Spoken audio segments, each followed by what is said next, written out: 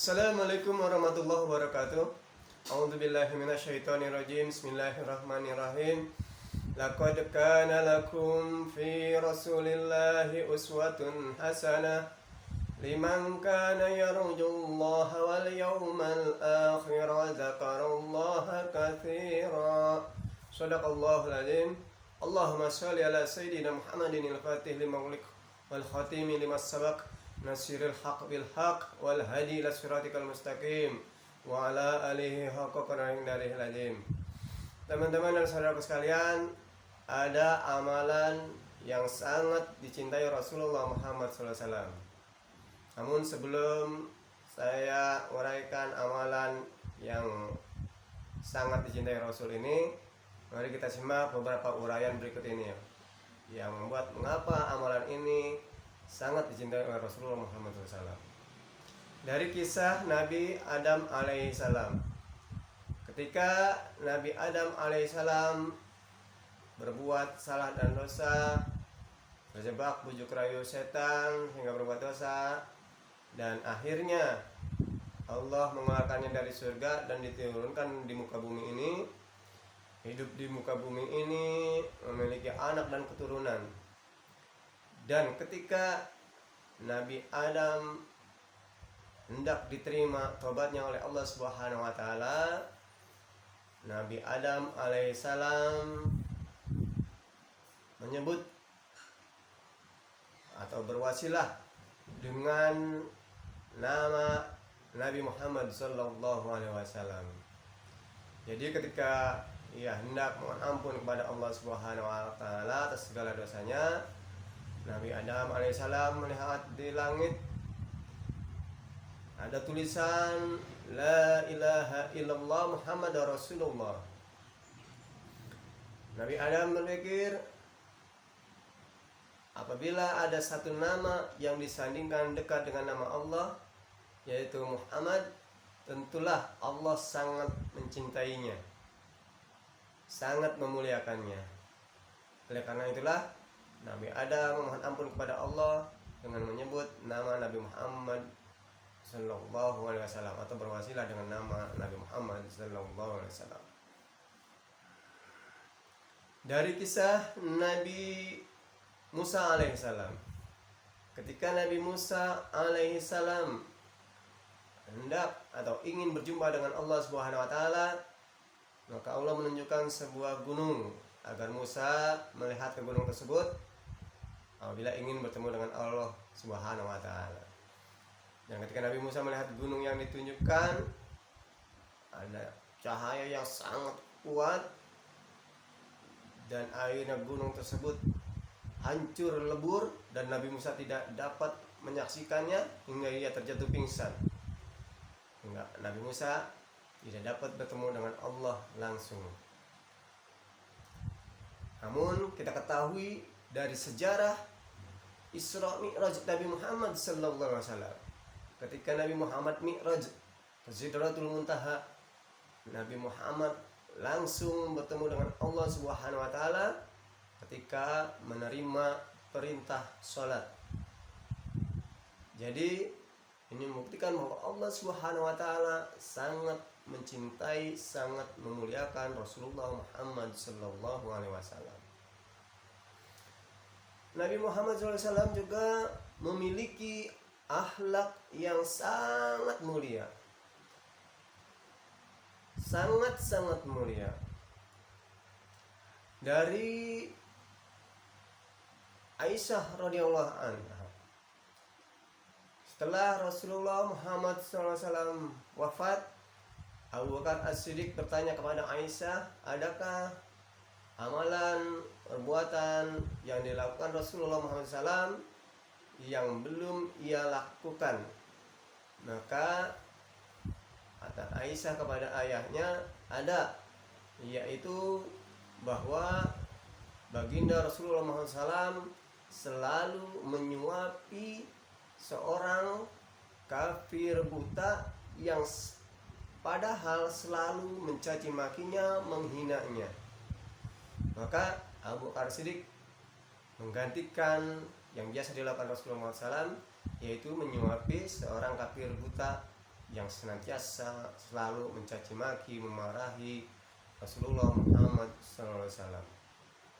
Dan kemuliaan akhlak Rasulullah SAW ini dirasakan oleh si kafir buta ini. Jadi ketika Abu Bakar Siddiq menyuapinya, maka dia bisa merasakan bahwa yang menyuapinya saat ini adalah bukan orang yang biasa menyuapinya. Lalu si kafir buta ini bertanya kepada Abu Bakar Siddiq, siapakah Anda? Anda bukan orang yang biasa menyuapi saya. Maka Abu Bakar Siddiq pun menjelaskan, betul, saya Abu Bakar Siddiq. Dan tahukah kamu siapa yang biasa menyuapi dirimu? Maka Abu Bakar Siddiq pun menjelaskan bahwa yang biasa menyuapi kafir buta ini, yang biasa menyuapi Anda adalah baginda Rasulullah Muhammad SAW yang senantiasa kamu caci maki, kamu marahi, namun baginda tidak membalas caci maki kamu, tidak membalas marahmu, tapi malah menyuapi dirimu. Dari kemuliaan akhlak yang Rasulullah Muhammad SAW tunjukkan, yang Rasulullah SAW lakukan, akhirnya si kafir buta ini bersyahadat asyhadu alla ilaha illallah wa asyhadu anna muhammadar rasulullah dan menyatakan dirinya masuk Islam. Dari kisah ketika Rasulullah Muhammad SAW berdakwah di Taif dan beliau tidak diterima baik dakwahnya, malah dimarahi, dilempari batu, dan Rasulullah sempat terluka.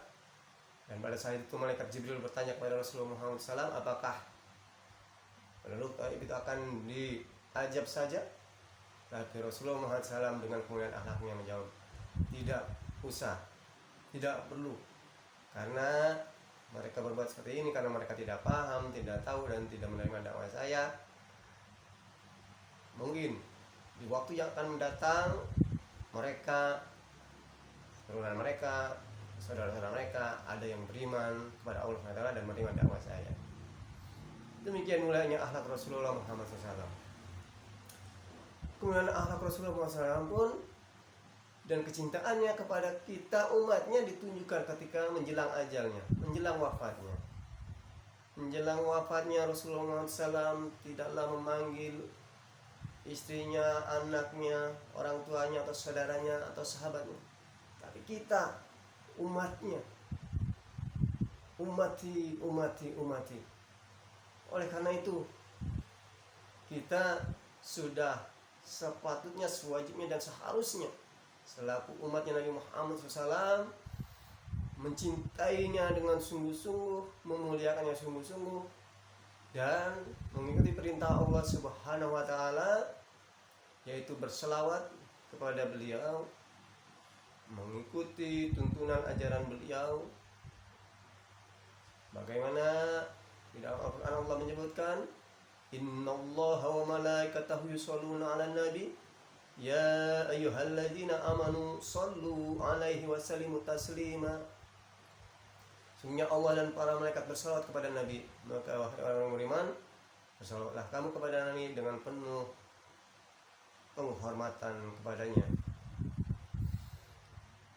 Teman-teman dan saudara sekalian, ada juga sebuah kisah yang sangat menarik, yaitu dari seorang ulama terkenal Sufyan Ats-Tsauri. Sufyan Ats-Tsauri ini seorang ulama yang terkenal yang hidup semasa dengan Imam Syafi'i, yang hidup di tahun 150 Hijriah hingga 204 Hijriah. Kala itu Sufyan Ats-Tsauri sedang bertawaf keliling Ka'bah, dan dia melihat seorang pemuda yang ketika bertawaf setiap langkahnya selalu berselawat kepada Nabi Muhammad SAW. Allahumma sholli ala sayyidina Muhammad. Ketika dia melangkahkan kaki kanannya, Allahumma sholli ala sayyidina Muhammad. Ketika dia melangkahkan kaki kirinya, Allahumma sholli ala sayyidina Muhammad. Hingga sepanjang dia bertawaf, dia selalu bersalawat kepada Nabi Muhammad, Allahumma sholli ala sayyidina Muhammad. Maka Sufyan Ats-Tsauri pun menghampiri pemuda tersebut dan bertanya, mengapa Anda selalu bersalawat kepada Nabi Muhammad SAW? Yang ditanya balik bertanya, Anda siapa sehingga sangat peduli dengan apa yang saya lakukan? Maka Sofyan Al-Asy'ari pun menyebutkan jati dirinya, saya Sofyan Al-Asy'ari. Maka ketika disebutkan namanya, si pemuda tersebut langsung tahu bahwa yang bertanya kepadanya adalah seorang ulama yang terkenal.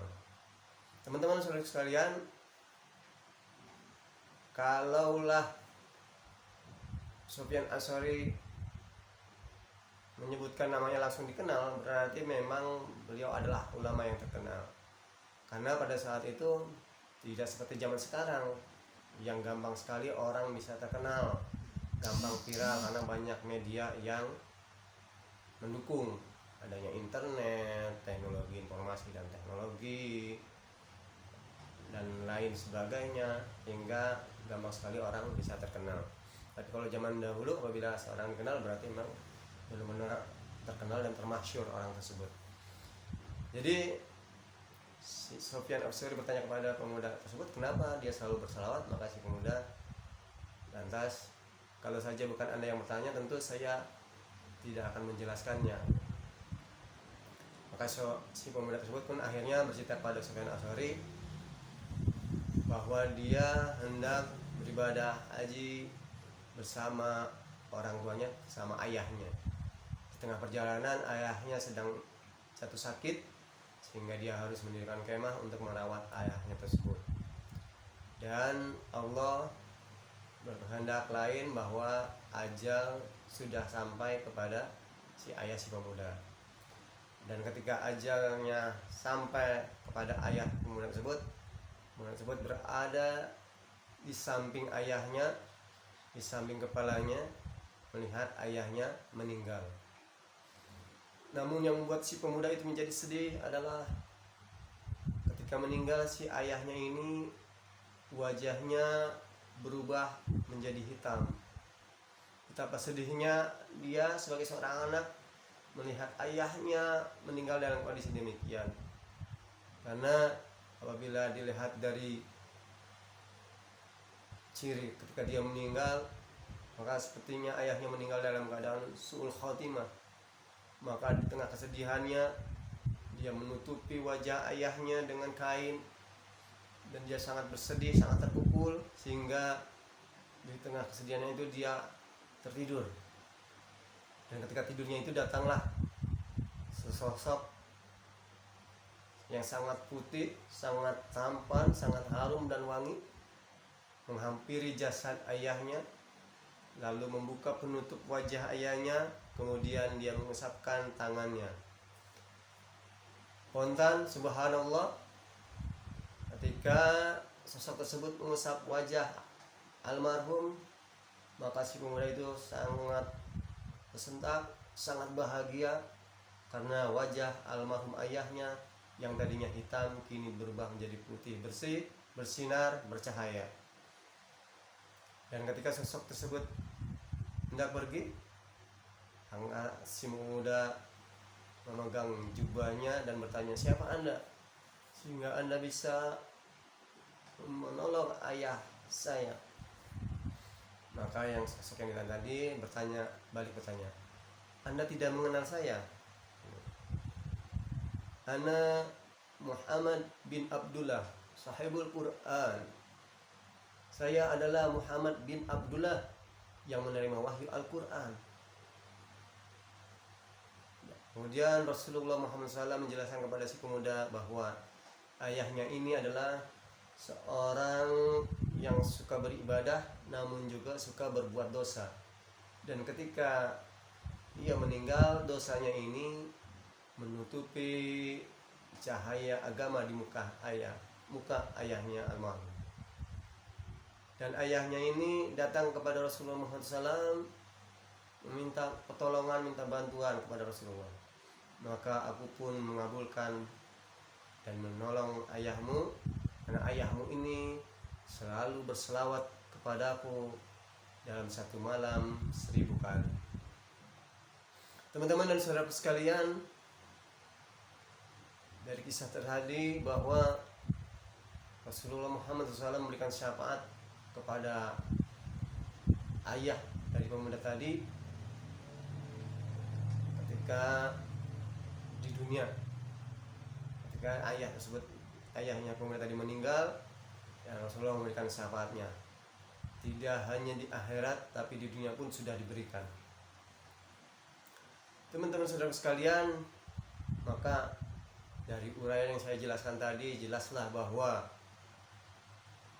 amalan yang sangat dicintai Rasulullah Muhammad SAW, yang juga diperintahkan oleh Allah Subhanahu wa taala di dalam Al-Qur'an, innallaha wa malaikatahu yusholluna 'alan nabi ya ayyuhalladzina amanu shollu 'alaihi wa sallimu taslima. Yaitu amalan yang sangat dicintai Rasulullah SAW adalah salawat kepada baginda Rasulullah SAW.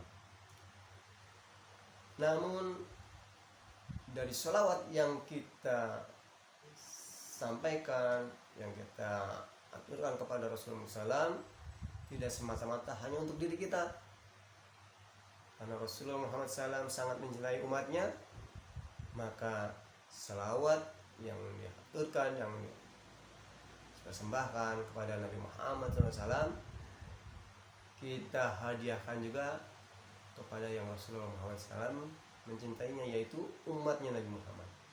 Jadi kita bersalawat kepada Nabi dan kita hadiahkan kepada seluruh umat Nabi Muhammad SAW. Dalam kesempatan ini mari kita bersalawat kepada Nabi. Dan kesempatan ini saya bersalawat Fatih untuk Rasulullah Muhammad SAW, dan pahalanya kita hadiahkan kepada seluruh umat Nabi Muhammad Sallallahu Alaihi Wasallam. Allahumma sholli ala Sayyidina Muhammadin al-Fatih lima ulika wal khatimi lima sabak nasiril haq bil haq wal hadi ila siratikal mustaqim wa ala alihi haqqa qadarihi darihil azim. Allahumma sholli ala Sayyidina Muhammadin al-Fatih lima ulika wal khatimi lima sabak nasiril haq bil haq wal hadi ila siratikal mustaqim wa ala alihi haqqa qadarihi darihil azim. Allahumma sholli ala Sayyidina Muhammadin al-Fatih lima ulika wal khatimi lima sabak nasiril haq bil haq wal hadi ila siratikal mustaqim wa ala alihi haqqa qadarihi darihil azim. Demikian teman-teman sekalian, semoga yang saya sampaikan ini bermanfaat buat kita semua. Wassalamualaikum warahmatullahi wabarakatuh.